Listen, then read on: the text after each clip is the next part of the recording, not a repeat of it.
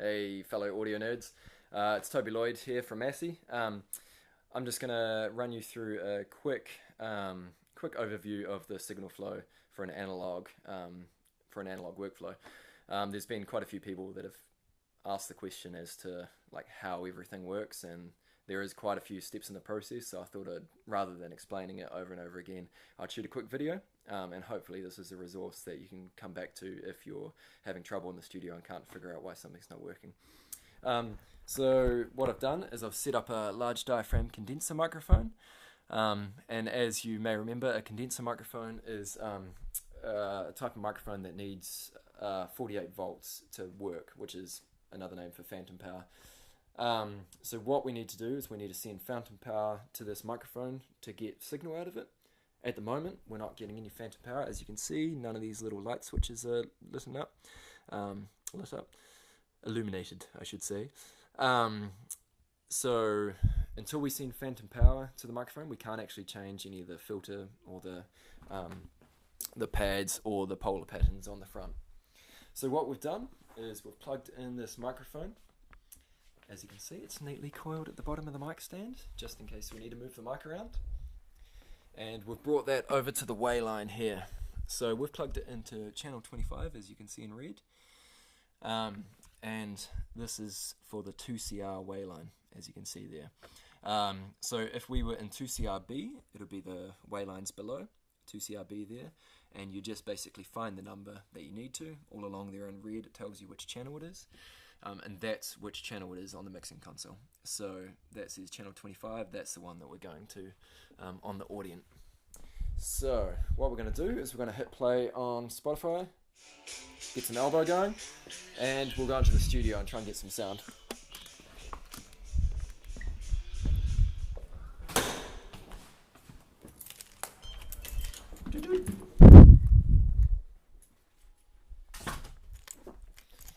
Okay, so we come into the studio.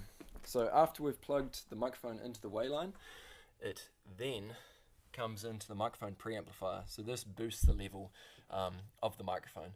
At the moment, we're not going to see any signal at all because it requires phantom power, which is the little red button. Before we push that, we're just going to make sure that the speakers are on cut, just so the phantom power button doesn't cause a spike through the speakers. So once we push that, we can see those little LEDs showing up. And because it's showing up on there, it's showing that this is the short fader metering and this is the long fader. So if we want to see the short fader metering here, or the microphone metering here, there's this little meter flip button. So we push that in, and then we turn up the gain, and voila, we've got level. So generally for a clean signal, we're wanting it to sit around about 0 VU. If you're wanting to get a hotter or more kind of saturated signal, we can push it into clipping, but generally you're going to want it at about 0 VU. So after the microphone preamp stage, it then goes down to this short fader. So we can raise that up to about 0. And generally for most of the short faders, you're just going to set them to 0, and that should be okay. If you're needing more level, you can push it up high, or if it's a bit too hot in Pro Tools and you're clipping, you can pull this fader down. But generally you just set that at 0. Then after the short fader, it goes up to the bus routing matrix. So as you can see, there are only 12 switches here, and then underneath each of these numbers, in white, it's got 13 to 24. So in order to get 13 to 24, you push this shift button here. So now if you push that, that's channel 13.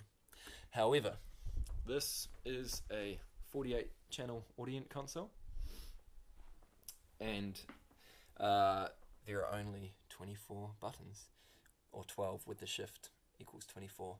So what it's actually being told is that the first 24 are basically 1 to 24. So if I push shift and 12, that's channel 24. But then from channel 25 onwards, if I push 1, that's actually channel 25. If I push 2, that's actually channel 26.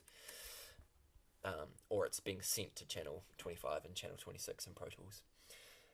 However, if we wanted to simplify the process and make the console think that it's just a 24 channel console, there's this bus link button here, and by pushing that in, it's basically telling the bus routing matrix that the whole console is just 24 channels. So if I push that, that'll be sent to Pro Tools channel 1. However, we don't want to do that today. We want to send it to channel 25 in Pro Tools. So we'll turn the bus link off. We come back over here and we push bus routing 1 in. And because we don't have the bus link button on, and because it's a 48 channel console, now the bus routing matrix is telling this channel to send the short fader out to Pro Tools 25. So now we're going to come into Pro Tools. We're going to give the session a really creative title, Untitled Test 123. We're going to create a new track, and it's going to be just a mono track within Pro Tools. Make that bigger so everyone can see. We're going to tell it which channel it's coming into, and as you remember, on the bus routing matrix we sent it to channel 25. So we come down here on the inputs to channel 25, and then on the outputs you'll see that actually we don't have 1 to 48 in the output tab. So what you've got to do is go up into Setup, I/O, and then what you need to do is come down and make sure this Apply to all tabs button is checked, and then Import Settings. So in each of these studio computers there's a project drive, and within there's a I/O template that you can import. So we click on that 48 I/O template, delete any of the unused buses that we don't need, go yes, and now we go OK. So now when we go to output, we see all the outputs that we didn't see before. So we're going to bring this back to the same channel on the console. So we're going into channel 25, which is that short fader, and then we're coming back from Pro Tools onto channel 25 here.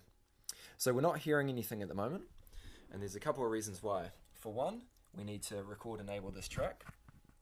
So if we click that little record button, now we can see sound coming into Pro Tools. So if I turn the short fader down, we don't see anything.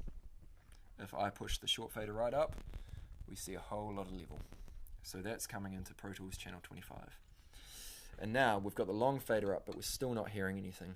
And that's because we need to send this section to the mix bus, which is basically the monitoring section on the console. So there's this little mix button here. We push that in, and now it's telling the desk to send this fader, or the signal coming into this fader, all the way to the center section of the console. And again, there's a couple of reasons why we're not getting any level. One, we need to push up this mix fader, so that's like the master fader of the console, so anything that's being pushed into the mix button is actually coming through this fader. So that means that we can actually raise the whole mix, or we can lower it. But generally you set that right at the top, which is 0, and then we need to select the source that we're listening to. So at the moment it's set to external because someone's been listening to music on their laptop or whatever. We want to set it to mix, so that's basically whatever's being pushed on this mix button is going to be coming, is the source of what we're listening to. The next thing is, we've got the desk on cut, which is the mute button, and then we need to turn it up. And now we got sound.